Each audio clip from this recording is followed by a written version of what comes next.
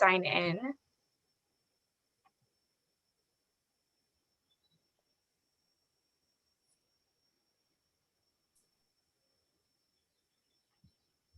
I think I'll go ahead and get started. So good morning and good evening to all of you signing on from South Asia, and thank you all for joining us today. My name is Brigitte, and I'm a research associate with the Stimson Center, as well as the managing editor for South Asian Voices, an online policy platform that features political, economic, and security analysis of strategic affairs on the subcontinent. And I am delighted to welcome you this morning to our webinar, in which we will discuss the role of the nuclear taboo in South Asia. Before we begin today's conversation, we would like to acknowledge that as we are having this conversation today, India is in the midst of a devastating second wave of the coronavirus. And our hearts go out to our colleagues, our friends and families in India, Pakistan, and across South Asia who are going through the second wave of COVID. And needless to say, we hope the situation improves soon. So the webinar this morning builds off a recent Stimson Center policy paper by Dr. Nina Tannenwald, who is joining us today. The policy paper is entitled 23 Years of Nonuse, Does the Nuclear Taboo Constrain India and Pakistan? The discussion is also following a South Asian Voices series of responses to the policy paper, with responses by Dr. Manpreet Sethi and Dr. Sanya Abdullah also joining us this morning. The policy paper coincided with the 2-year anniversary of the Pulwama crisis, which saw the highest levels of escalation between India and Pakistan since their 1998 nuclear tests. And the paper and series present a timely assessment of the role of the nuclear taboo in South Asia. During the discussion, we will revisit fundamental questions of the policy paper, including does the nuclear taboo or a normative inhibition against nuclear use constrain India and Pakistan? Does it influence leaders, and what has led to its strengthening or weakening in South Asia? As a note, Dr. Tannenwald's policy paper can be found on the Stimson website, and the series can be read at southasianvoices.org. So I'd like to briefly introduce our speakers this morning. I am delighted to be joined by Dr. Nina Tannenwald, Senior Lecturer in the Department of Political Science at Brown University, Dr. Manpreet Sethi, Distinguished Fellow and Head of the Nuclear Security Project at the Center for Air Power Studies in New Delhi, and by Dr. Sanya Abdullah Close, an affiliate of the Center for International Security and Cooperation at Stanford University. So to begin the discussion, I will ask Dr. Tannenwald, Dr. Sethi, and Dr. Abdullah to each briefly introduce her article and main argument, and then I will hand the conversation over to Dr. Tannenwald to briefly respond to each of the reviews, following which I will ask a couple of questions of my own that draw out some of the themes across the articles, and also allow Dr. Abdullah and Dr. Sethi to ask questions of Dr. Tannenwald as well. The aim for the webinar this morning is to have this be conversational and involve the audience, so we will be incorporating audience questions throughout. So please do send any questions in the Q&A box throughout the discussion. At this point, I will hand it over to our fantastic panel to introduce their main paper and their arguments, starting with you, Dr. Tannenwald. Thanks very much, Brigitte. It's a pleasure to be here and to participate in this roundtable. And I want to thank the South Asia program at Stimson for publishing my paper and organizing this event. So I'm here to talk about my paper on the nuclear taboo in South Asia. And I was asked to write this paper by someone in India. And I was initially reluctant to do so because I'm not a South Asia expert, but I was persuaded to do it. And what I can bring to this is my experience in thinking and writing about the nuclear taboo and about norms more generally, and how they work and how we study them. And my hope in writing this was to encourage or provoke others, especially South Asia experts, to engage on this. So I don't at all see this paper as the last word on this. And so having a roundtable like this with real South Asia experts is exactly the kind of thing I hoped would come out of this. So my question in this paper is, does the nuclear taboo constrain India and Pakistan? The nuclear taboo is a normative inhibition on the use of nuclear weapons. It's a norm of non-use. It's associated with a moral opprobrium or a deep sense of revulsion over the vast destructive power of nuclear weapons. This is an important question because the non-use of nuclear weapons since 1945 is the single most important feature of the nuclear age. The non-use norm is a central norm of the global nuclear order, and it remains fundamental to extending this tradition of non-use. the tradition of non-use between India and Pakistan is 23 years old now. Do Indian and Pakistani leaders care about this tradition? Do they think it's a norm or taboo? Does it carry normative or political weight for them? Does it constrain their decisions or actions? I can't fully answer these questions in this paper, but I take a start. So my argument is that there is a discourse of the taboo in both countries, but that the taboo is weak in Pakistan and it risks being undermined in India. So let me take each of these cases. So India, let's start with India.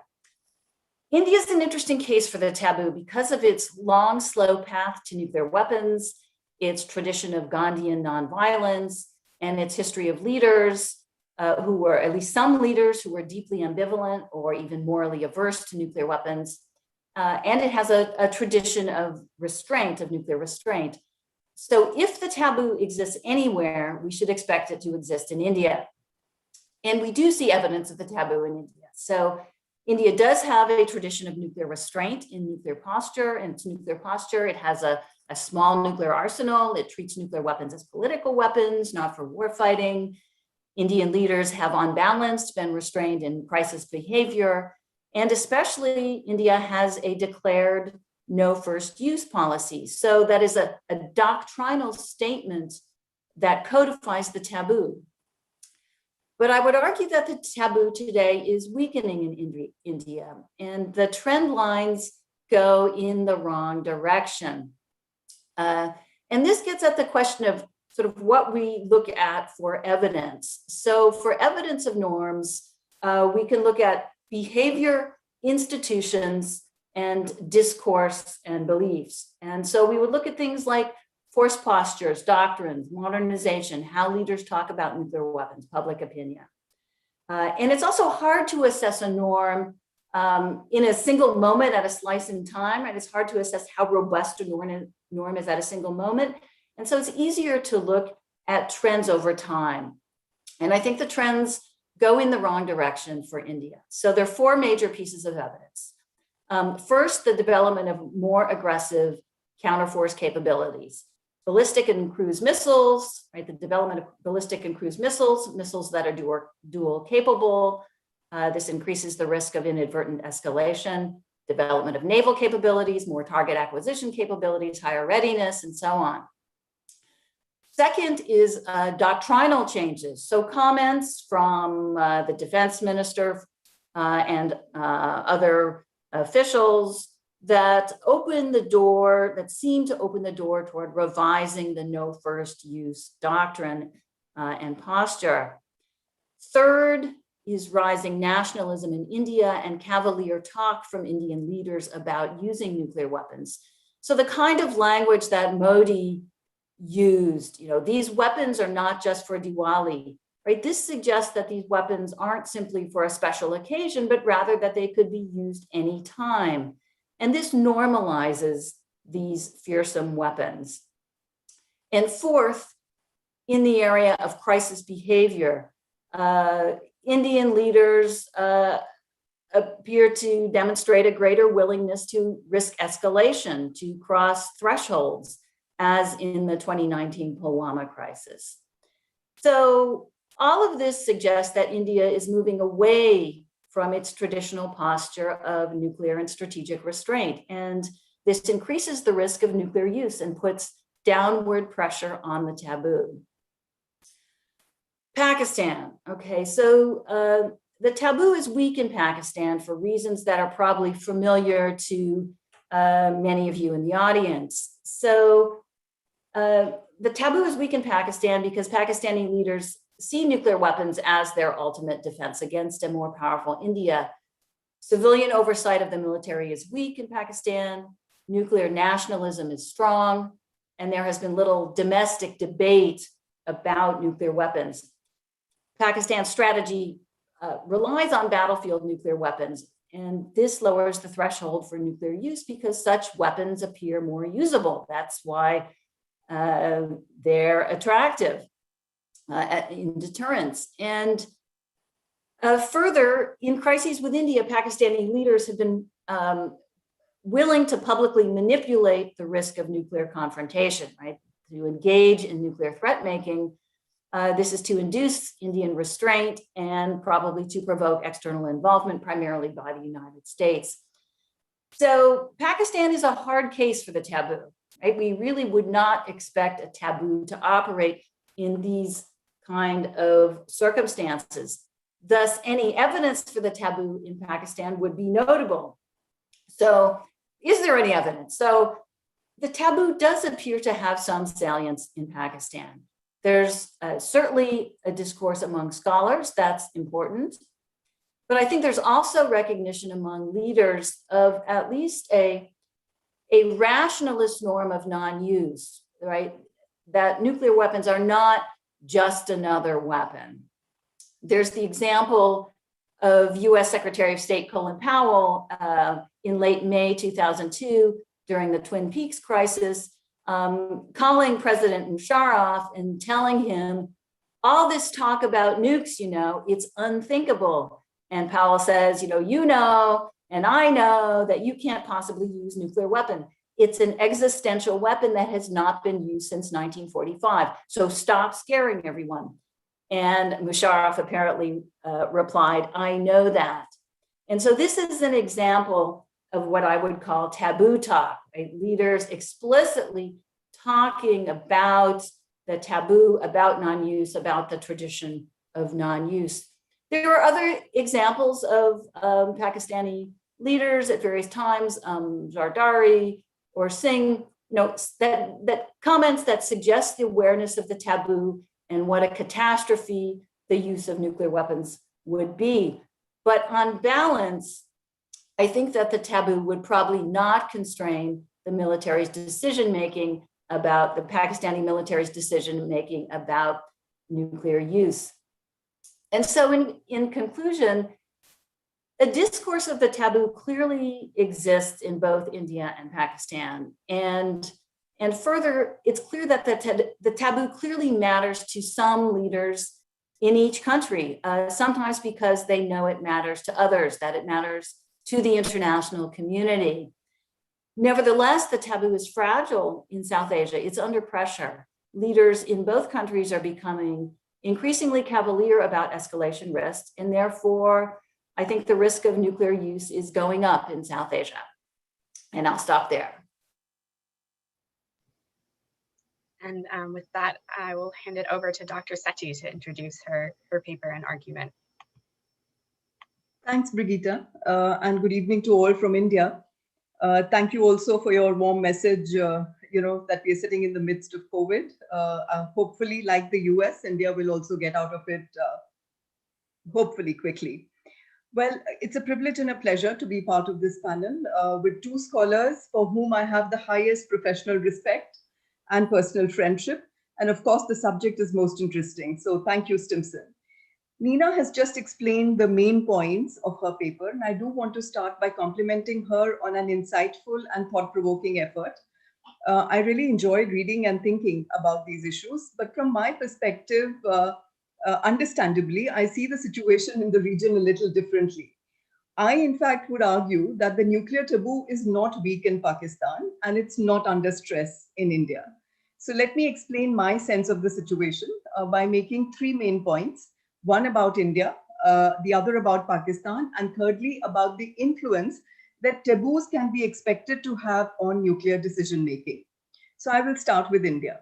Now, Nina feels that India has historically had a strong sense of the nuclear taboo, but it is weakening because of some statements that have been made, especially on no first use, and because a more aggressive nuclear posture seems to be evident in rhetoric and in capability buildup. So let me examine these. Firstly, about the NFU. Well, it has indeed been a subject of debate in India's strategic circles, and some once influential civilian bureaucrats and military leaders, after retirement, have advocated a rethink on NFU. India is a voluble democracy, like the US, and everyone has a right to their views. But let's not forget that these individuals are no longer in the official decision-making loop, and they did not or could not make the change when they were. So Another statement that is often made that Neena just mentioned as well is of the current defense minister and one by Prime Minister Modi at an election rally in 2019. Both these statements do stand out for being uncharacteristic of India, which is not prone to making loose nuclear references. However, I attribute these deviations from the norm in terms of the pronouncements to two factors. Firstly, electoral jingoism, which is common in democracies, especially so when a crisis with Pakistan had just ended when these statements were made. The second reason I would say was the existence of an environment in which casual references, Cavalier remarks, as Neena said, to the use of nuclear weapons seem to have become commonplace. If earlier such nuclear brinksmanship was associated with a certain kind of states, and we often saw that, from North Korea or from Pakistan, during the period 2018 to 2020, we saw even Presidents Trump and Putin resorting to nuclear bombast. Let's not forget that a mention of this rather careless chatter about nuclear use was made by the Bulletin of Atomic Scientists when it was setting the doomsday clock to 2 minutes to midnight. It felt that there was this sense of permissiveness about nuclear behavior.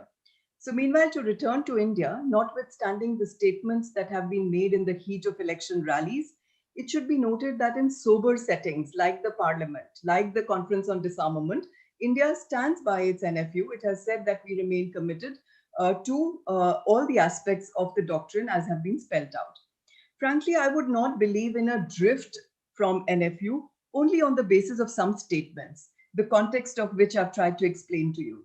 NFU is predicated on India's strategic culture, which can be traced not merely to the Gandhian nonviolence, Neena, that you mentioned in your paper, but to a millennia-old civilizational history that has refrained from use of force as a first resort.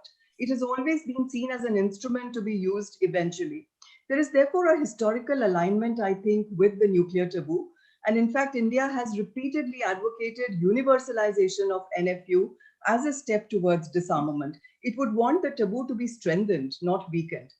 As regards the aggressive nuclear posture that India is supposedly adopting and I'm quoting here what Neena says in her paper, emphasizing higher readiness and filling out the pieces of its nuclear triad with intercontinental missiles and nuclear-armed submarines. These are capabilities for a credible NFU that India had defined in its draft nuclear doctrine in 1999. We tested in 98, and in 1999, it was laid out that India wanted to build a sufficient, survivable, and operationally prepared nuclear force. So as technology is maturing, these capabilities are coming into play as part of a pre-existing plan. I don't see any, it's not as if India is moving towards tactical nuclear weapons or MIRV missiles. Submarines, which is the most survivable leg of the triad, as well as operationalizing Agni 5, which is the range that you need for deterring China. So there is a sense in what is happening here. Lastly, I want to emphasize in the case of India, in terms of its capability buildup, India continues to maintain that nuclear weapons are dramatically different from conventional weapons. It has taken a conscious decision to allocate a nuclear role only to the ballistic missiles and keep the cruise missiles conventional, so that the ambiguity and the chances of inadvertent escalation, miscalculations, etc. is reduced, even though both China and Pakistan believe in nuclear entanglement, and India has yet maintained that policy. So frankly, I don't think the taboo is weakening in India. Now, in the case of Pakistan, I think the taboo was never really weak. Projection of a low use threshold. I mean, the evidence that Neena provides to explain her case of Pakistan, the projection of a low use threshold is a compulsion for Pakistan since it has to deter a conventionally superior India even as it continues cross-border terrorism. So really terrorism becomes the problem that they need the shield of nuclear weapons for. If Pakistan was to accept nuclear stability by agreeing, for instance, to the doctrine of sole purpose or no first use, the role of its weapons as a shield against conventional conflict would be diluted. So Pakistan prefers to heighten risks through deployment of tactical nuclear weapons and creation of entanglement dilemmas through dual-use missiles. And I think we understand why they're doing what they're doing. This does not mean the taboo is weak, but rather that projecting instability is seen to bring greater deterrence benefit than the vocal support for the taboo. So Pakistan military likes to brandish easy and early use of nuclear weapons, but the country's crisis behavior proves the point that there is difference in projection and in execution. So obviously, when in crisis, constraints apply of deterrence and of taboo. But compulsions of nuclear strategy do not allow in Pakistan a full-throated endorsement of the taboo. My last point is about how much of a constraining factor is the taboo in South Asia. The answer, I think, lies not in assessing the strength or weakness of the taboo in India and Pakistan, but at a more global level. Such norms evolve with the collective enforcement of all stakeholders, Nina, as you said in the beginning. The state of the taboo in one region cannot be evaluated in isolation, nor is its strength or weakness dependent on the length of period for which it has been active only in that region. Instead, I think the salutary effect of the taboo comes from its global enforcement. So when you say that the taboo appears to be at risk everywhere, that sense is coming from a global environment, which seems to be permissive or where you see the atmosphere as having become more permissive of certain kinds of nuclear behavior, use of language, and capability buildup. I agree with Nina that strengthening the taboo is in the interest of India and Pakistan. In fact, I would go a step further and say it is in the interest of all nations. A global reinforcement of the taboo through joint political statements by all, or as many leaders as possible to start with, would be most useful to strengthen the taboo everywhere. And I'll stop here. Thank you so much. Thank you, Dr. Satie. And just a reminder for the audience that questions can be sent. There should be a Q&A box at the bottom of your screen, so if you can send questions through there. And I'll now hand it over to Dr. Abdullah to introduce her paper and argument. Thank you, everyone, for joining us. Thank you, Stimson, and thank you, Professor Tannenwald, for a wonderful and thought-provoking piece. As I said, I'm fascinated by the concept of nuclear taboo, but I really struggle when I look at the ground realities that are there in South Asia in general, and also in case of Pakistan. My argument is about the nuclear taboo and nuclear restraint are both weak in Pakistan, also in South Asia. And I argue here that not only that the norm of nuclear non-use in South Asia is about temporary nuclear restraint. I think my academic understanding it is more lean towards the military utility principle that I also explained in my previous article. That is based on the logic of consequences, where it is privy to objectives and immediate effects of weapons, strategy, tactics, and doctrine. And I further argue in my paper that nuclear restraint, which is currently operating at the decision-making level in India and Pakistan, can transform into a nuclear taboo, which can be at both state and societal levels. And if that happens, then there is a high probability that nuclear weapons non-use will continue in South Asia. Nuclear restraint can strengthen if leadership takes measures to constrain the employment of nuclear forces, diversify their options, that they don't opt for nuclear use strategy, and they make efforts for risk reduction and control and arms control measures. However, in reality, we see that in case of India and Pakistan, these conditions are not very much prevalent. I also see that weak nuclear taboo makes restraint more vulnerable because leaders may risk escalation in an atmosphere of nuclear nationalism and threat rhetoric. And all of these currents that Nina Tannenwald also pointed out rightly, that each India-Pakistan military crisis in the post-1998 nuclear environment is gradually scaling up. Those threats are aggravating, even in the Kargil conflict. And these parameters are not very optimistic, where we can actually debate that the taboo exists in a direction of strength, or it is taking us to an environment of positive nuclear deterrence. So having said that, I also agree with Tannenwald that how the taboo actually evolves over time. And that is the biggest challenge for South Asia, because they are the new nuclear weapon states relatively. And they're also the outlier states from the nuclear non-proliferation regime. There are less strings attached to what their behavior can be constrained by the non-use norms. And I also believe that while these conditions exist, it is hard to actually rely on the discourse of nuclear taboo when we see the ground realities are actually moving in a different direction. For that reason, I try to see Tannenwald's paper when she's arguing that how we can actually base the understanding of taboo on the nuclear discourses and the doctrines in India and Pakistan. And I found some different evidence in that regard. My first is that nuclear discourses in support of nuclear taboo are relatively less in comparison to nuclear threats that are communicated between two sides. The second factor is the reality of political rhetoric makes it hard to prove the taboo argument. We see that the politicians and academics, they keep moving the markers. They're more prone to write about defense production and purchases of offensive weapons. And we also see that the notion of credible deterrence, as Manpreet was also pointing out, it's very subjective to interpret that it is moving in the stability direction, because the other side does not perceive it as moving in the stability direction. So, for instance, that Nina Tannenwald writes about different scholars who are saying that the taboo actually exists, or ruling elite believes in the taboo. We also see that they're also thinking about the possibilities of nuclear attack using deep penetration strike aircraft, or using supersonic cruise missiles to evade enemies' radars.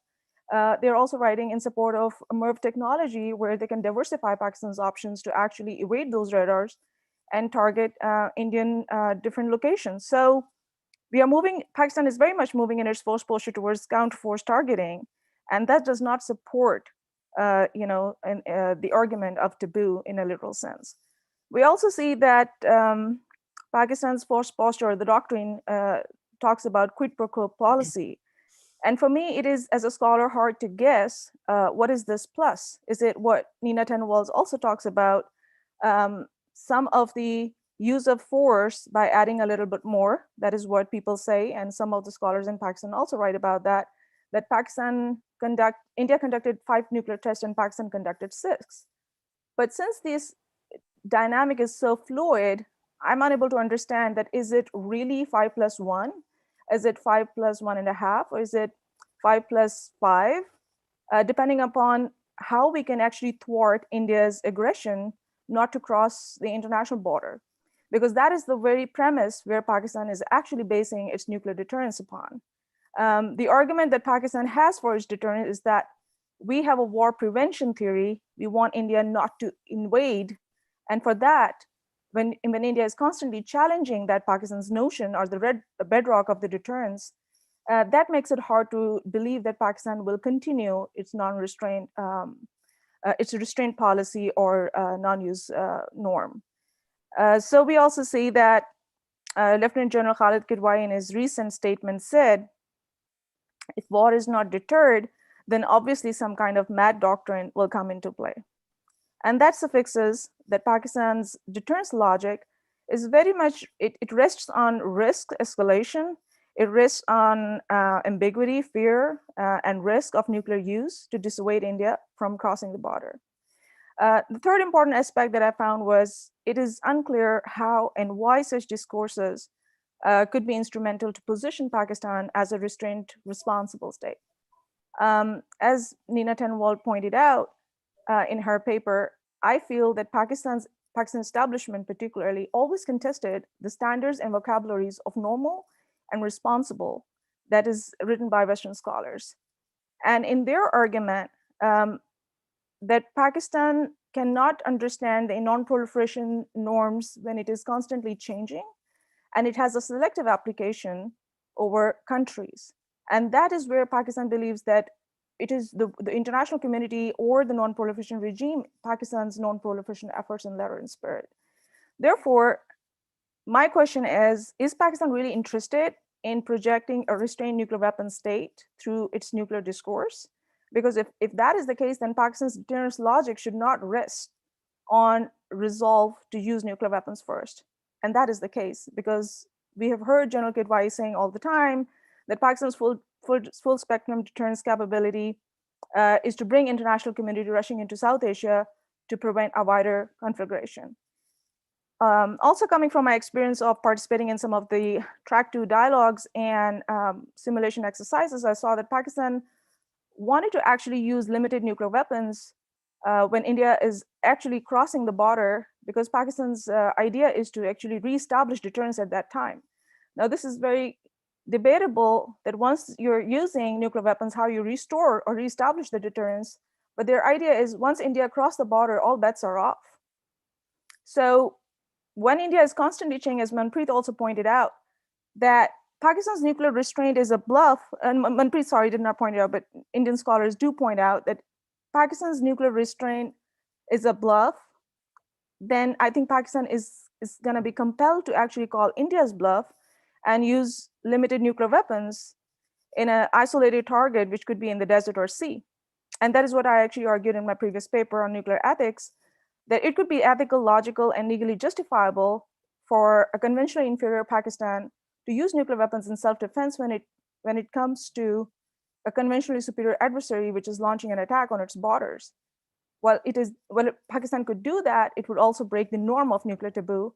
And that is where it is a challenge for me as a scholar to understand the existence of taboo and how strong it can evolve in the future. Talking about briefly on Pulwama, I would say that India-Pakistan crises are quickly escalating and they're scaling up. In the past, we see that it was a standoff. Then we saw that there was a suspension of the composite dialogue. Then we saw that there was India's proclaimed surgical strikes.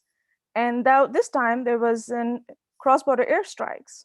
So given these trends, it is hard to believe for deterrence optimists or people who believe in the restraint argument that India and Pakistan will continue to act in a responsible manner where things are getting out of the hand. It depends on the leadership. It also depends upon the ground realities. What are the homework both countries have done to move in a direction like arms control or strengthen leadership dialogue, where we have some kind of sustainability. Okay, if things are getting out of the hand, there is some mechanism in the back channel that both countries will sit down and talk. This is not the opportunity that both countries are having right now because they're not on the talking terms. So when I was reading about India's side, it was very interesting that the way this rhetoric of threat has been promulgated by the leaders in respective countries, particularly I'm talking about India, that Indian masses were not even satisfied with India's response. And that makes me think more pessimistic about the future crisis and escalation trends, because the notion of perceived victory is very fluid. If the leaders are saying, okay, we have had the cross-border airstrike, but then the masses are saying, oh, this notion of victory is not there because it's very ambiguous, because we lost our pilot. So what would be the future trend? How India is going to escalate up to satisfy their threat rhetoric, particularly when most of it is about winning the next election and talking about how they can oblige their domestic audience. So I will leave it there, and I think most of the questions will come in the question answer session where I can respond. And before we move into audience questions and a couple of questions of my own, I want to give Dr. Tannenwald a chance to respond to both of the reviews and any questions she may have. Thanks very much. So these are both terrific papers, really interesting.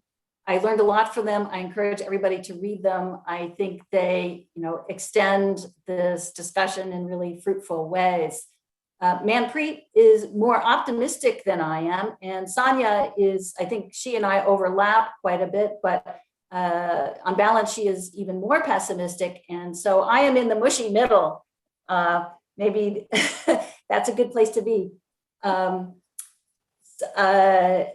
Sonia says that Pulwama moved both countries farther away from the taboo. Manpreet says that the taboo remains unchanged. So I think this is really interesting, and these kinds of differences are really important especially for scholars and researchers working on these kinds of questions. Why do we come to different conclusions? What evidence are we looking at that leads us to come to different conclusions, different interpretations? And this is really important because this is a difficult area to research, right? We're studying why nuclear weapons aren't used, why something doesn't happen, whether people hold certain kinds of beliefs. It's not an easy area of research. So let me, I found both these papers really, really thought-provoking. Let me ask one question for each of them. So first to Manpreet. So Manpreet is basically saying that taboo is unchanged. And there isn't evidence of weakening the taboo either in India or in Pakistan. And so my question is, so for you, what would constitute evidence of weakening of the taboo, especially in India, let's say? What behavior in India or in Pakistan would in fact be inconsistent with the taboo? Because you basically saying what's going on, especially in India, is not inconsistent, right? This is, filling out the Triad is what India planned to do since 1999. So there's nothing inconsistent here from the taboo. So could you specify, are there things that if they happened, they would constitute evidence of weakening the taboo? For Sonia, so really interesting point here. I think one basic point Sonia makes is that Pakistan might not be interested in creating any kind of image of restraint. They're really not interested in that at all, explicitly.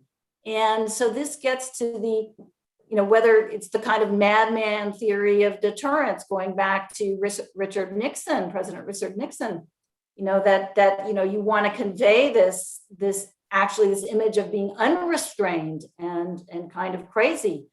And does this also suggest kind of competing norms that compete with norms of restraint? For example, norms that associate nuclear weapons with prestige and status. And that this makes, this is a sort of a further challenge to, engaging with norms of restraint or trying to cultivate an image of restraint. Those are my questions. Manpreet, if you would like to perhaps address Nina's question first and then hand it over to Sonia. Thank you, Brigitte, for that question, and Nina, for that question. And indeed, it's a very difficult question to answer, because what kind of red lines are we looking for to establish that the norm is or the taboo is being weakened is not easy, because it's something which is an unquantifiable entity somewhere up there, and you feel a sense of it rather than are able to pinpoint to the exact things that would actually weaken it. So as I understand the norm of the taboo, and you really are the the one who knows this the best, it's group behavior or a collective enforcement that really brings the taboo into force. So India is as much imbibing that sense of the taboo from the group behavior of others as it might be influencing that group behavior through its own actions as well. Now, if I was to look at what signals to read for seeing that there is a weakening of the taboo, I don't think doctrinal revision, moving from NFU to first use, means weakening of the taboo. I mean, look at the US. The US has always had a first use doctrine. Does it mean that the US does not have a strong sense of the taboo? Is it that your counter force capability buildup means that you are weakening the taboo? Because the US has built counter force capability. It has been talking about limited use of nuclear weapons. Does that mean that the sense of the taboo is not there? Is it about repeated casual references on the use of nuclear weapons?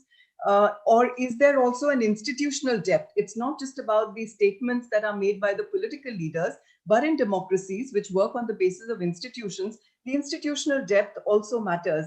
So basically what I'm trying to say is it's going to be very difficult to read individual signals. I would say the taboo would begin not even so much to weaken as to become irrelevant if that is what is happening in the global atmosphere. If what you see the major nuclear powers behaving in a certain manner, where this, the casualness or the idea of a limited nuclear war, use of tactical nuclear weapons becomes the normal. As of now, ever since the statement was made by Presidents Reagan and Gorbachev, there is a certain amount of respect or reverence with which we treat nuclear weapons. We don't think of them as conventional weapons. So the more globally it begins to become conventionalized, that's when I find that the taboo will become irrelevant. And I'm really hoping, the taboo talk that you spoke about, I'm really hoping that the leaders would do that taboo talk in order to understand that it's in the interest of everyone to keep this going. So within India, I don't think I'm going to be able to pinpoint individual points at which the taboo would be weakened. That sense that there is a taboo at the global level is extremely strong. And I hear it again and again from various kinds of people. But the global atmosphere, I think, will have a huge influence on it becoming irrelevant.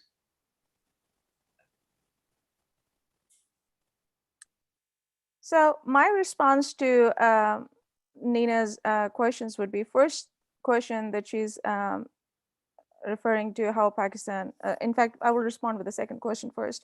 The prestige factor. I think Pakistan tried at one time, maybe 10 years ago, we could think about, there was an incentive for the leaders to,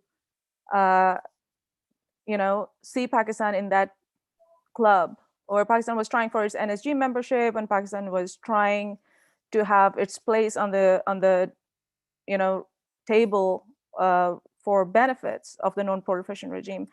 And time and again, I remember these talks happen in Islamabad with American strategists or experts who were coming and visiting us. And the argument that they had for Pakistan was, don't expect anything out of us because of your nuclear proliferation history. What we have for you is join NPT as a non-nuclear weapon state. Don't think about India, don't compare yourself with India, because India is in a different league and you're in a different league. And when Pakistan, I think, prepared itself, okay, we are not getting what we were looking for as part of a nuclear weapon state, what is out there for us? So that incentive is not there for Pakistan to buy the rhetoric of being a responsible and restrained nuclear weapon state, because you're not getting anything out of it. And in fact, the international community is telling you, hey, join the club, but as a non-nuclear weapon state. So now what is the sense over there is, okay, well, we have nothing to gain out of that. Well, we cannot actually rely on the international community either for our safety, because we see United States is getting very closer to India, and the neutral role that we expected in previous crises from United States is no more a reality for a foreseeable future, because they're both in a very in-line status. So we're on our own. And if there's any country who's going to help us, that's China. And we are going to talk with China about that. And we are not going to rely on anyone except this, that we will rely on ourselves. And that is why the risk of nuclear escalation is the only thing that will bring sanity to Indian decision makers, that, look, if you guys cross the border, these weapons are not for decoration. They're going to use them. And therefore, I see hard for Pakistani decision makers, when you don't have any incentive to be considered, because you're slammed every time for AQ Khan episode. And I'm not saying that is not for right reasons, but then episode happened, and Pakistan is saying that we are making efforts to become part of the responsible state because we have stringent export controls. Well, that is another debate, but then you're not getting anything out of the incentive. So why should we be out there to listen to the international community? My second argument would be that Pakistan has less stakes with the United States. The most incentive was Afghanistan. That story is closing now. America is moving out of Afghanistan. The region is on our own. Pakistan has to see and weigh out its options. The disappointment factor that Pakistani decision makers always thought about vis-a-vis United States, okay, there's an economic and military dependence. We relied on United States for some aid that has suspended. So there is not even an incentive to listen there. And I think all these factors are in the background, which makes it like Pakistan would not risk its sovereignty and territorial integrity and listen to any international debate which is talking about risk reduction or nuclear restraint, because Pakistani military has not forgotten about 1971 war. And that scar in the memory is so fresh that every time when we talk about war, you see a reaction from the military. They say, so what do you want us to wait and watch and face another defeat? No, we are not going to happen. So I think for me, as a scholar, I think I struggle how this restraint can be proactively, it can strengthen, or any third party could actually influence Pakistan to move in a direction of taboo or restraint in the foreseeable future.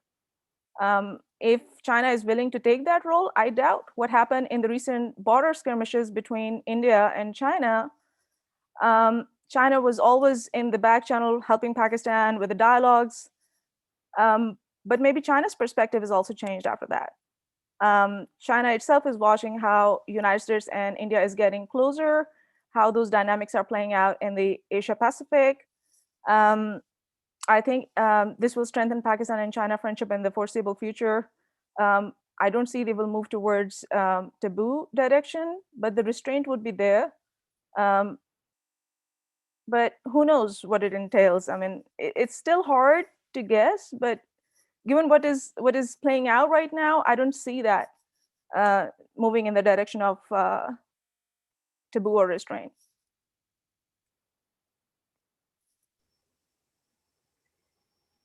Thank you both. I think there's definitely a lot of topics for discussion there, and I'm going to try to get to as many of the audience questions as I can in this sort of next section of discussion.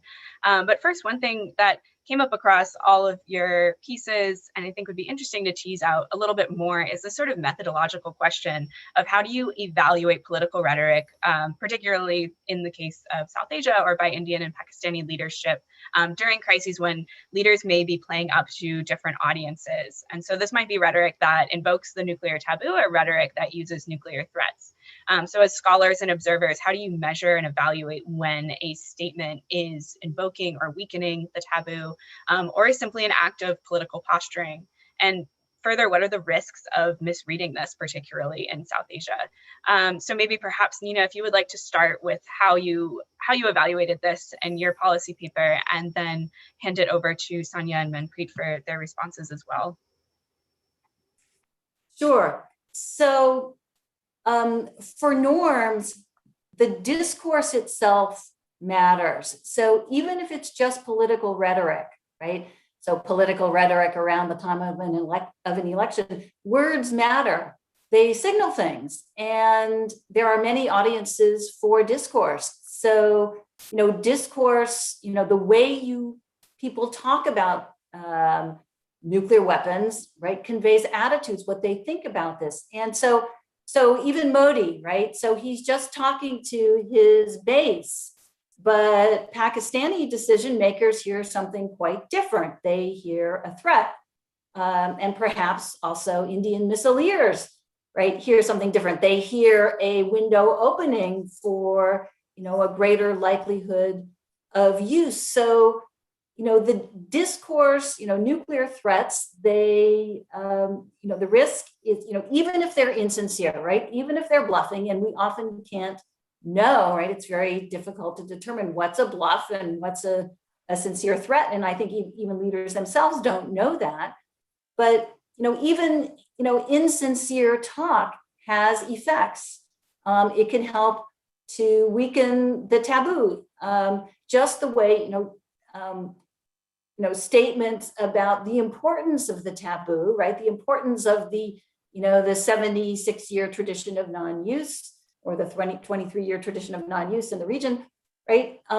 Those statements help strengthen the taboo because they signal that, we think this is important.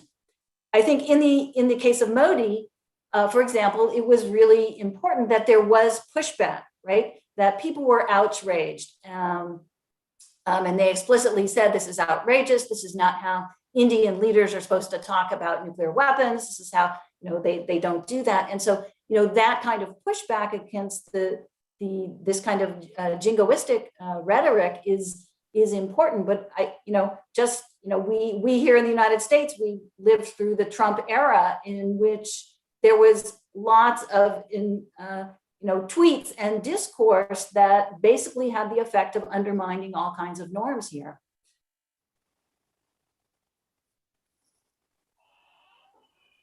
So I'll go next on the same question. Sure, yes, go ahead.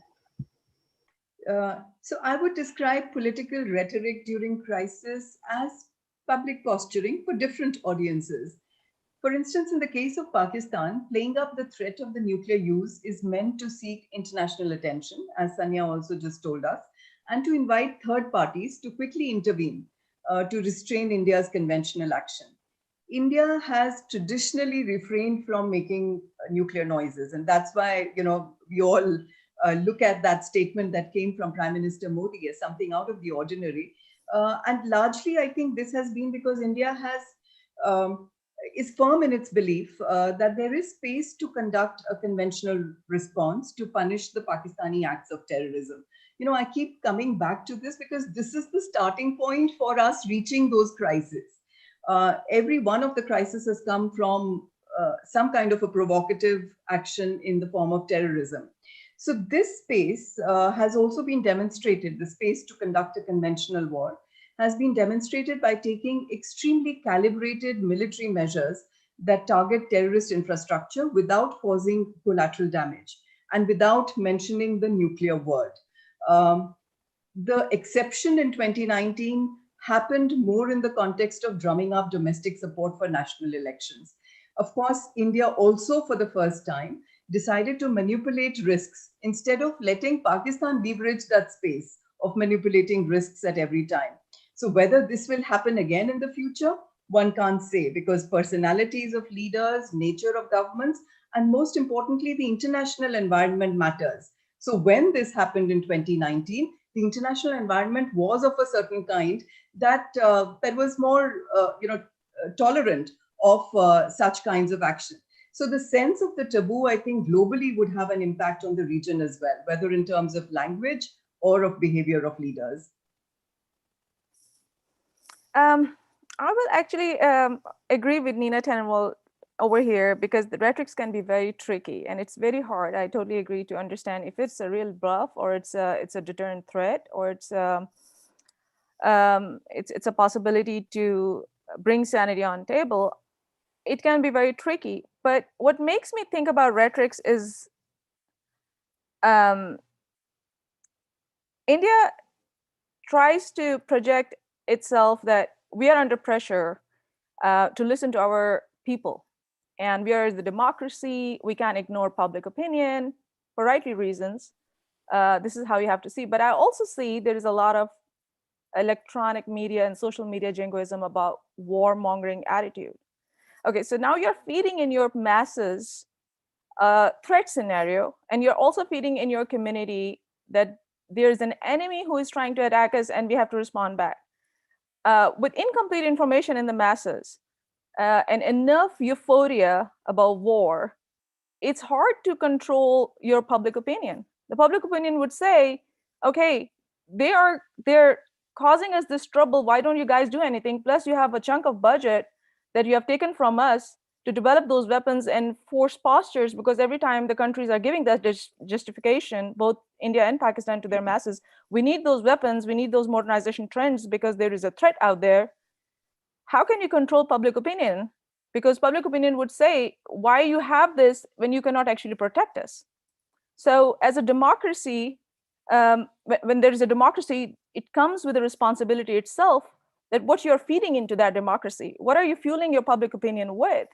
And that's why I said that the media is playing an irresponsible role on both sides. And if this is what we are getting in, where India and Pakistan both do not have anti-nuclear movements, something which is very important. Nina Tannenwald has written her book about how this taboo evolved in case of United States. Mass movements, counter-narrative, where civilians are talking about these issues. There is a public opinion over that, which will also bring leaders to think about other options. In the absence of that narrative, in the absence of that argument, I don't see that we can take that rhetoric easily. We have to consider those nuclear threats are serious because there is no other rhetoric out there on the table.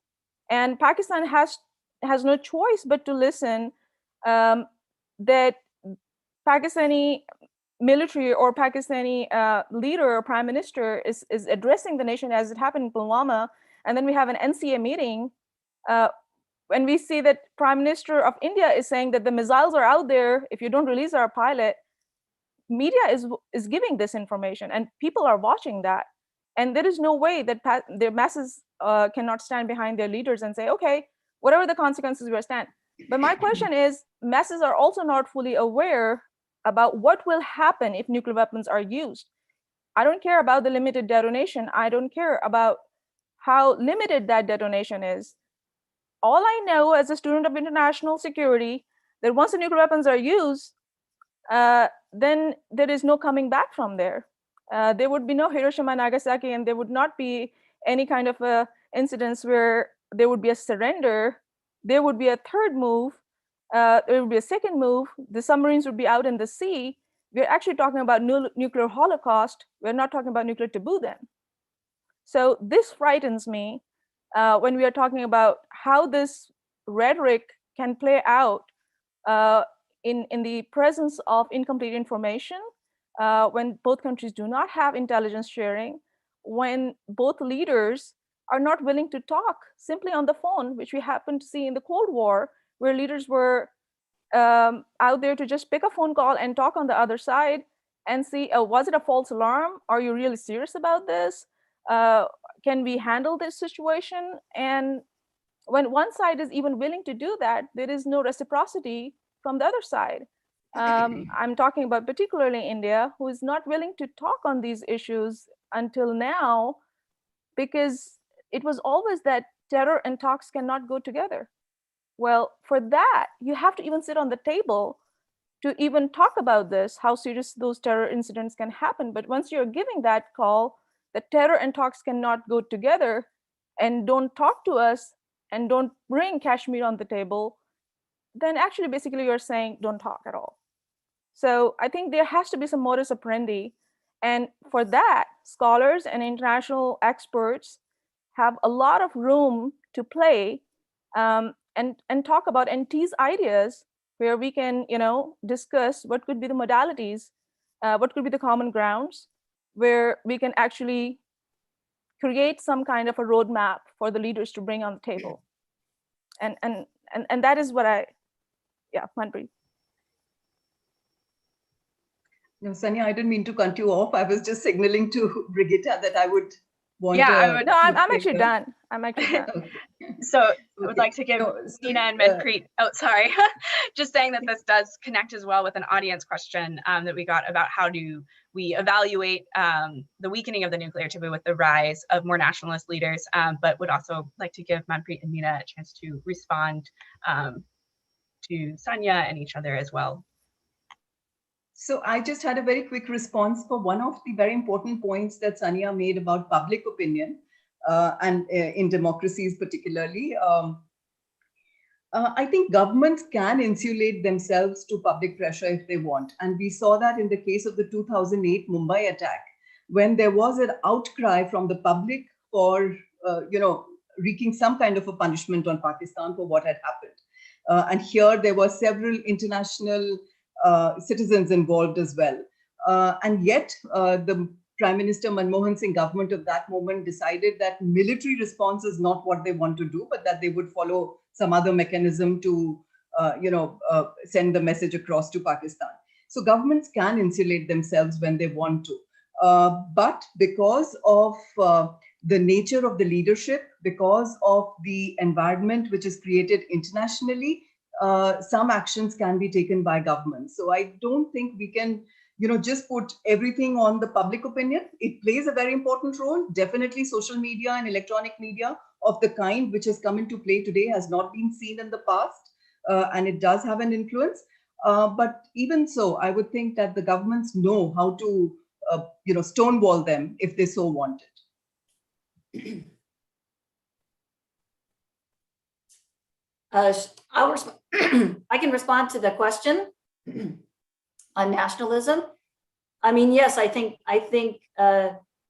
nationalism does tend to put downward pressure on that taboo. And this gets to the question of sort of the global state of the taboo. And Manpreet mentioned this, that the taboo is under pressure everywhere. So, I've made this same argument about the United States, about the more global state of the nuclear taboo. It's not just in India and Pakistan. And this does have to do in part with the rise of populist nationalism in the United States, in India, in Russia. And we know from social science research that nationalism correlates with vengefulness, with less restraint, with greater willingness to target civilians, for example. And so I think that this is the rising nationalism is one negative global trend that does put pressure on the taboo in democracies, especially where we see the nationalism rising in democracies. I think I already responded to that. I personally think that nuclear nationalism is a very negative trend, and when countries when your masses are told that this is the ultimate weapon of defense, then if you don't use it, then people will question that, okay, 1971 happened, we didn't have nuclear weapons. Now another 71 happened, what are these weapons for? Why we were eating grass for so long that we had these weapons, what were they meant for? And I think leaders have a tough choice to make, particularly Pakistani side. They can't handle that rhetoric because we are saying these are the weapons that are the ultimate weapons of defense. We'll use them in extremis. We will not have another defeat at our table, and Pakistan's defense is strong, impeccable, and all these words that resonate with the masses, and all these words when leaders take the credit of 1998 nuclear tests, Pakistan Muslim League Noon, that we are the ones who actually came forward, and we are the ones who are made Pakistan a strong country, blah, blah, blah. So yeah, when you're saying that, your constituency will ask you, well, you said that, then why we face that? So I think it's a commitment trap for leaders to understand that while you're saying these weapons are so important and they are the ultimate weapons of defense, then we don't want any defeat. We don't want even war. And that is the premise of having nuclear weapons in the beginning. So I think building off of that, and I'm going to try to combine a few audience questions that we've gotten on the role of technological development and emerging technologies in the nuclear taboo in South Asia. So first is, do you see India and Pakistan moving towards a nuclear triad, and to what extent might this impact the nuclear taboo, whether that's by giving more flexible options or kind of encouraging more third-party intervention? And then the second question is sort of more broadly about the role of emerging technologies and nuclear weapons and the potential impact that this might have, say, in the next 5 to 10 years or so. If anyone wants to jump in on that question first, please feel free to go ahead and do so. Otherwise, Manpreet, if you would like to start. Okay.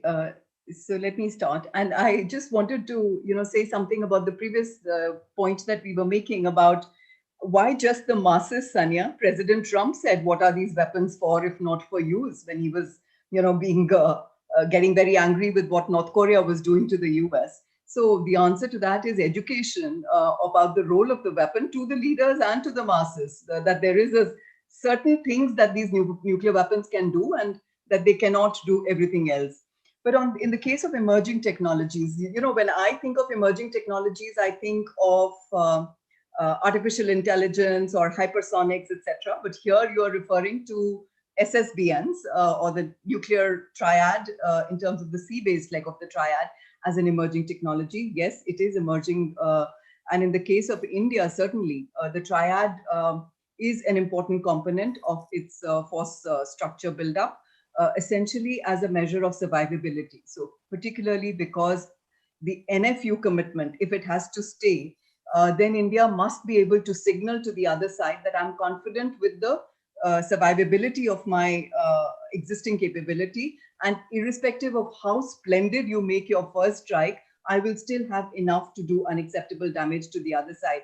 And for this, the SSBNs is known to be the most survivable platform. So certainly in the case of India, you will see movement taking from INS Arihant to the sisters, which will come into play in the future. And all of that is seen in the context of not flexible options, but in the context of having redundancy in survivability in every form. So that's my answer to the emerging technology, which is specifically referring to SSBNs.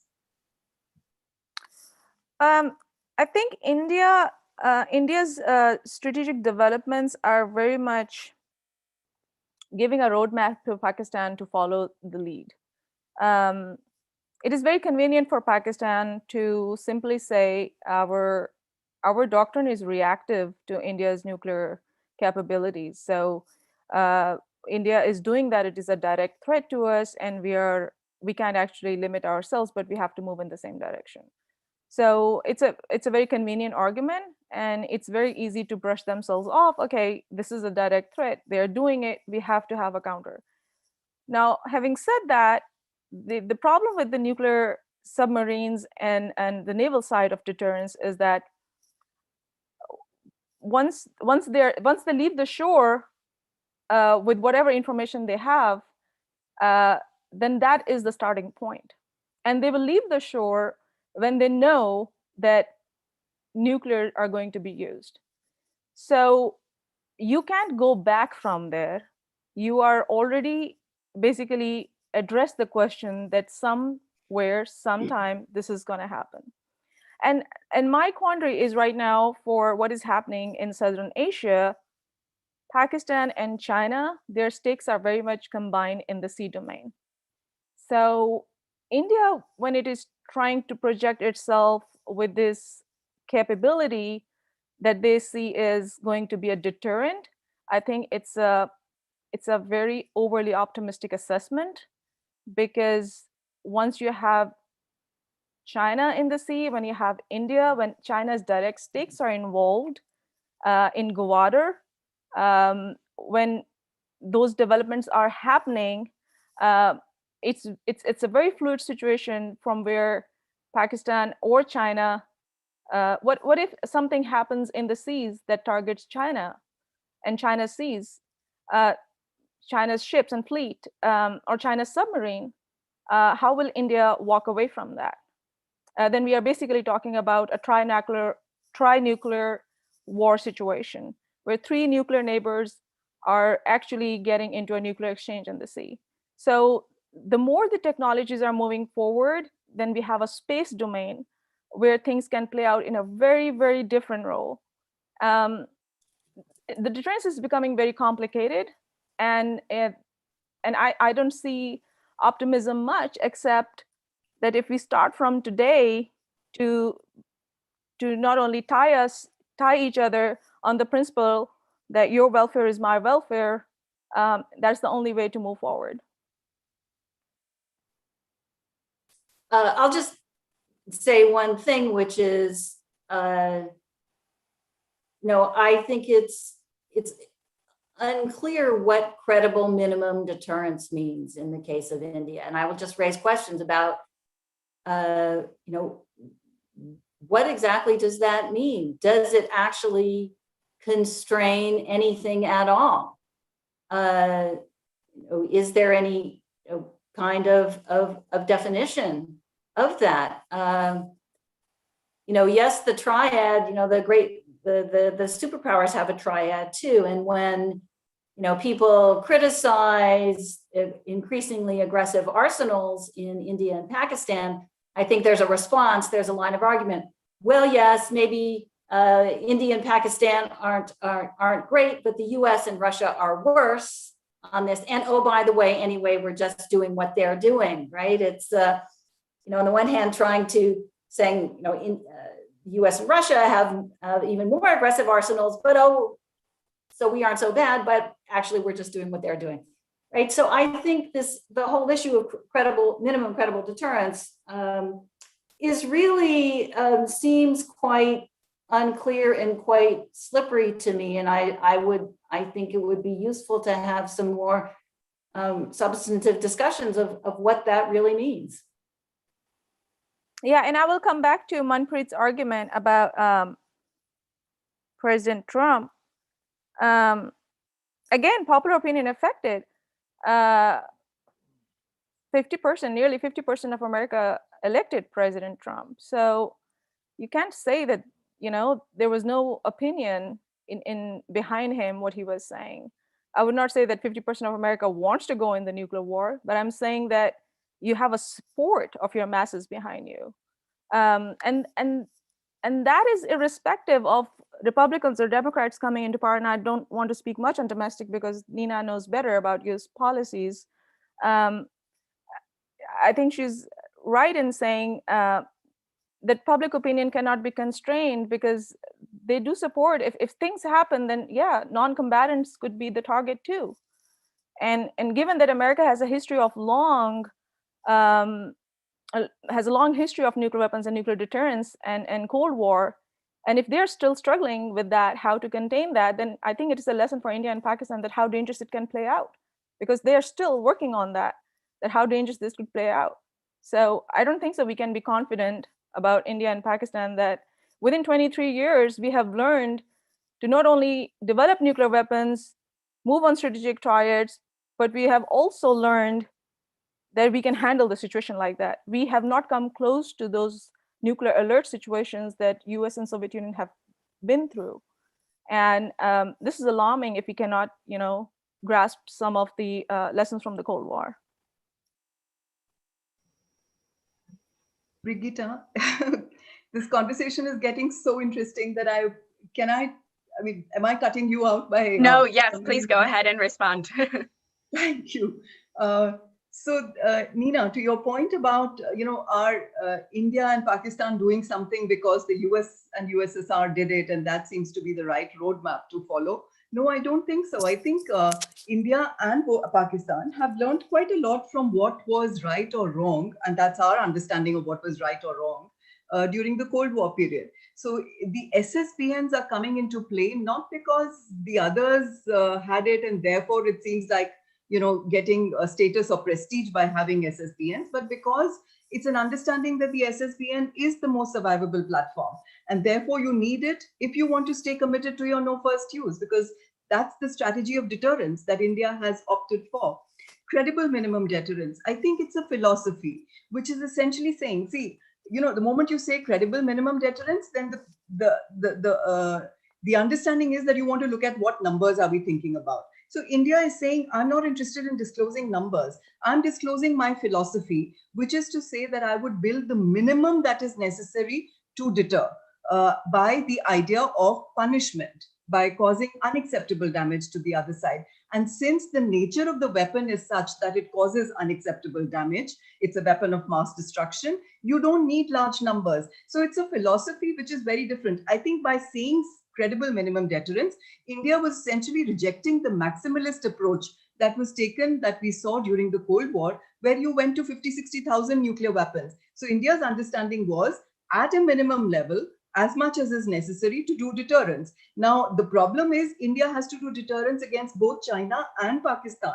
So what looks as minimum in the case of China may not look minimum in the case of Pakistan, but that's the reality of India's security threat. So you have to, look at it in that and not begin to interpret only from the Pakistani perspective to say, but India is not sticking with CMD. Let's not, the looming shadow of China, particularly since last year, should not be forgotten. And lastly, Sania, about your point about India giving a strategic roadmap to Pakistan by following certain things. Well, every country has its own threat perceptions.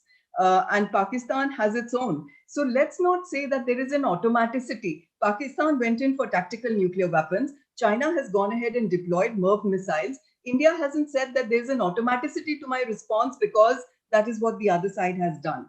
And that's where I say the doctrinal guidance is far more effective than sometimes we give it credit for. Thank you.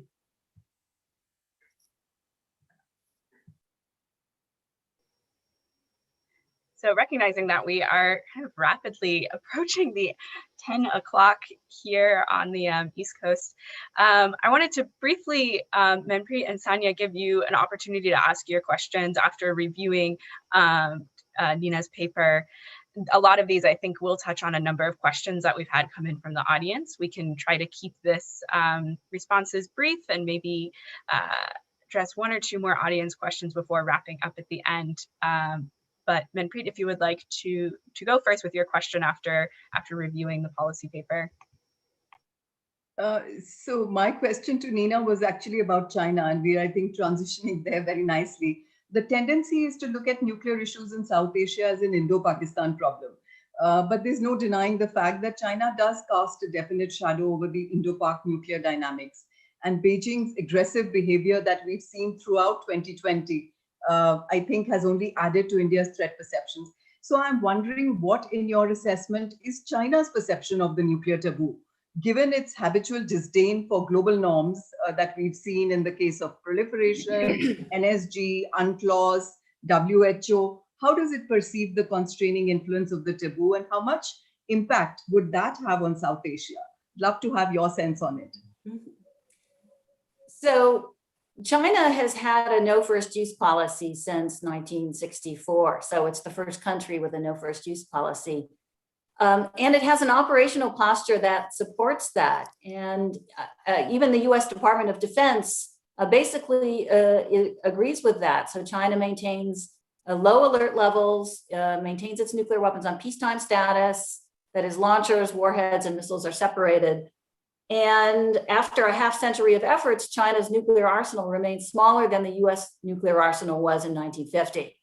So China has, if you think about the US-China relationship, I mean, China has lived in a situation of tremendous asymmetry with the US arsenal for decades and remained relatively calm about that. Chinese analysts frequently talk about the nuclear taboo, and they say explicitly that it's in China's interest to have such a taboo because China has a no first use policy. And China does, as traditionally said, it does not want to get into an arms race like the US and the Soviet Union did. And that's one of the reasons for the no first use policy. So I do think a norm of non-use would be a constraining factor in, for example, a US-China crisis. I cannot see a reason why either side would think that a nuclear war would make them better off. And how does this apply to South Asia? I mean, I think it does apply to, the India-China disputed territories. I mean, I do not see China thinking that the disputed territory is worth a nuclear war. I just don't see that happening. So I do think China does hold the nuclear taboo. I totally understand that Indian strategists and planners do worry about the Chinese nuclear arsenal and feels like it puts pressure on India to increase its deterrent. But I think that's the wrong way to go. I don't think there's any evidence that China is not deterred by the current Indian nuclear arsenal. I don't think China's nuclear weapons are the most important thing for India. I think China's economic power is the most important thing for India.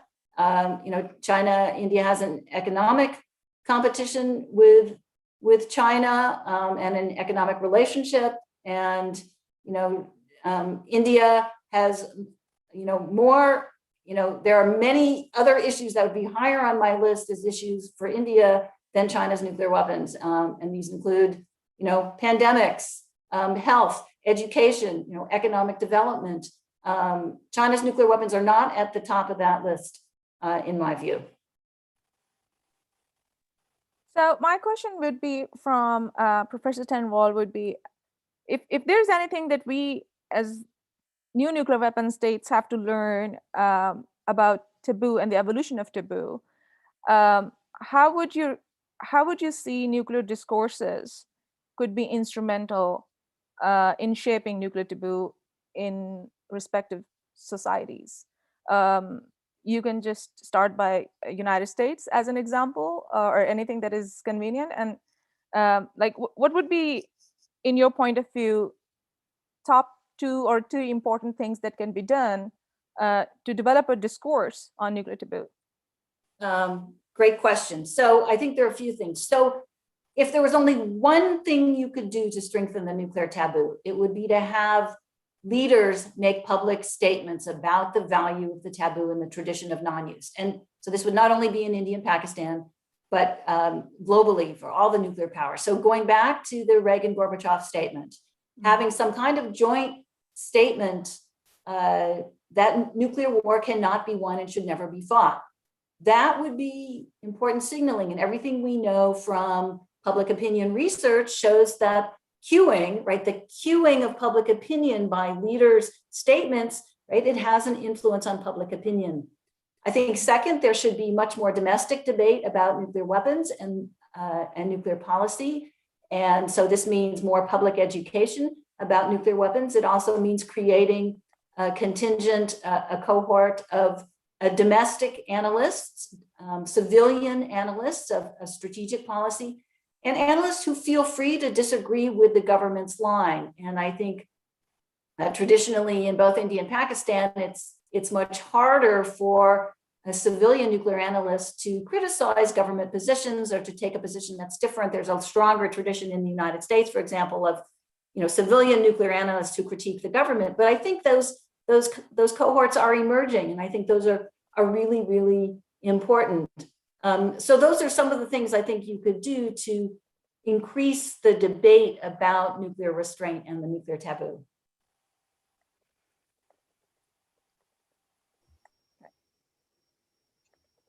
I think that actually these questions, since we did have a few audience questions on the role of China, but I think Manpreet, your question sort of touched on that nicely. I think going off of that sort of last discussion about sort of the policy recommendations and sort of next step either for strengthening the taboo, I'd be interested to hear the thoughts of all of our panelists on that as we sort of wrap up the discussion, as you each had a very strong policy recommendation sort of section of your pieces. So perhaps Sonia, starting with you, and then back to Manpreet, and then any sort of final thoughts before we conclude. About the recommendations?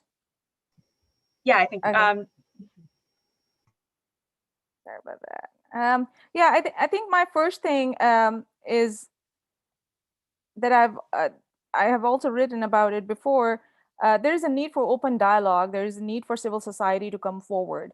Unfortunately, Pulwama did push us back because while there were public sentiments about pro-war sentiments, it was hard for, I think it is still hard for civil society to keep conversing in the direction. However, harder the challenge, the greater the responsibility on scholars and academics, and important it is to keep moving forward with their argument, talking about how this can actually devastate the prospects of security and stability in the region.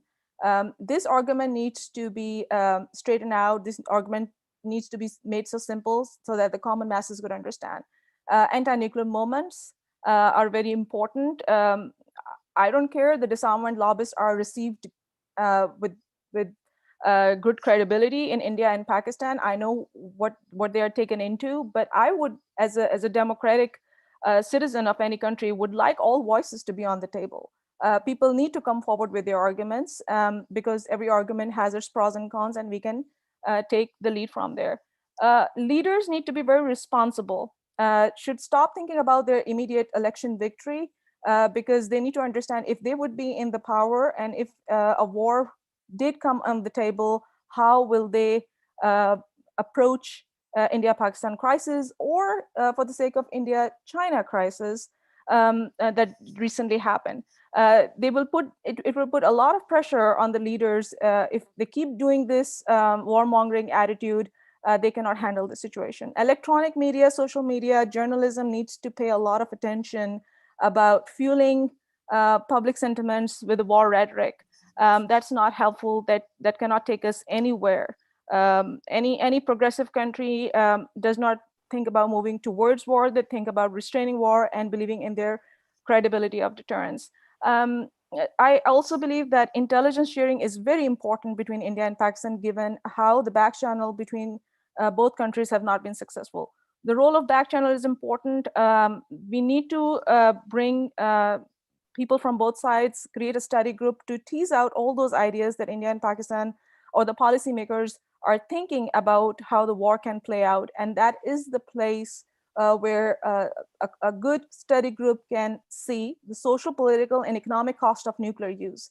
I think so far we have been talking about deterrent stability, we're talking about escalation trends or escalation control. I think it is important that other segments of society, like journalists and academics, the civil group has to be engaged in a back channel so that they can understand what are the political, economic, and social costs of any nuclear use in South Asia. We are densely populated areas. There is no room for any buffer state in between. Whatever happens on the seas, on the ground, we are the first one to take the rhetoric. The masses are going to be the first one to take the wrath of the war.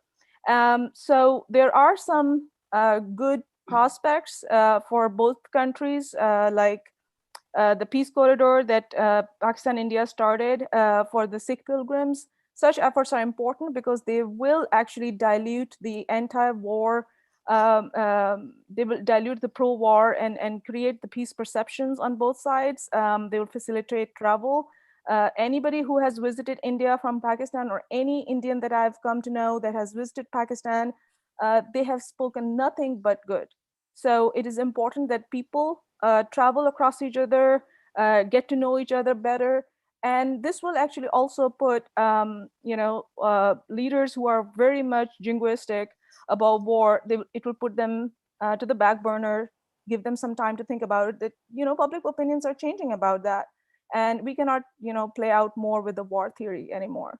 So I think briefly, these are my points that I see right now. They have to work in parallel, and for some years they would be in a situation that will yield some fruits for peace and taboo and restraint.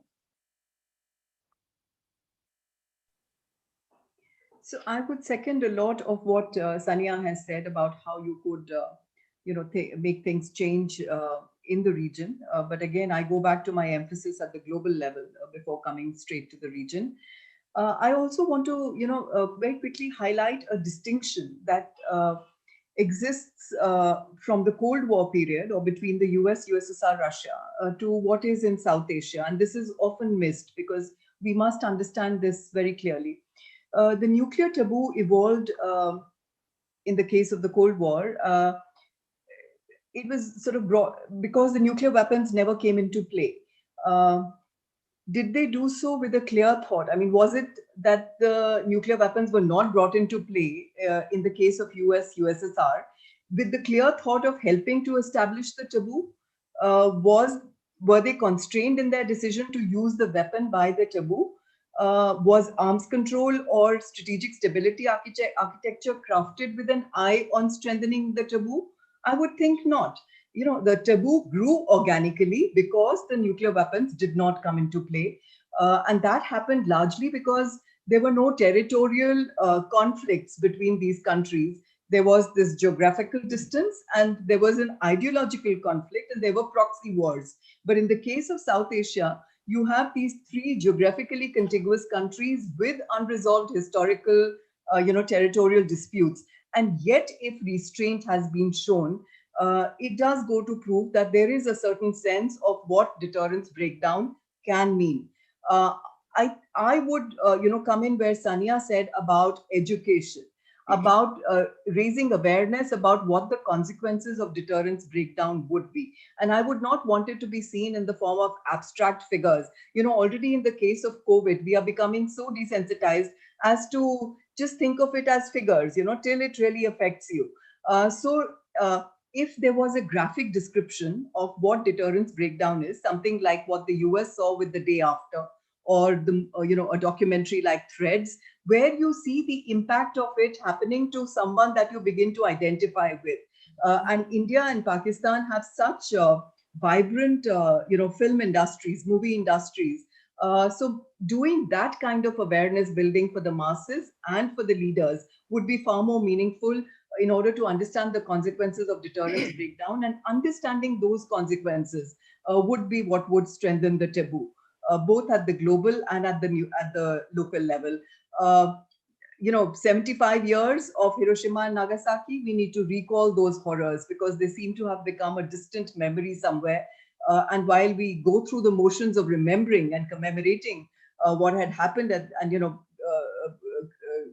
feeling angry about what happened there, but we have to go beyond that to get today's generation to understand what a nuclear weapon is. Why is it different from a conventional weapon, and why it must never be made to look like a conventional weapon.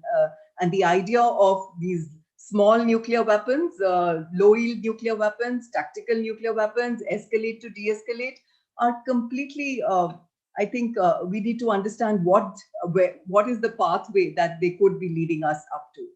So education and awareness, I think, remains the biggest way of getting to strengthen the taboo. I'll be very brief. I agree with all these comments and suggestions. Let me just say, nuclear weapons are not a solution to the problems of India and Pakistan. Nuclear weapons are not going to solve Kashmir. They are not going to deal with terrorism. More nuclear capabilities are not going to add significantly to deterrence. And I would say that about the United States and Russia as well. Instead, you need diplomacy, and India and Pakistan need arms control. And there are millions of suggestions out there.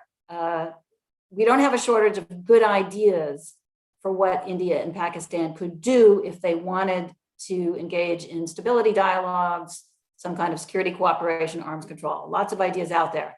A couple good ones are some kind of agreement on MIRVs, on MIRV weapon, anti-MIRV agreement, limits on MIRVs perhaps with China, and some kind of agreement on ballistic missile launch notifications, an expanded an agreement also with China.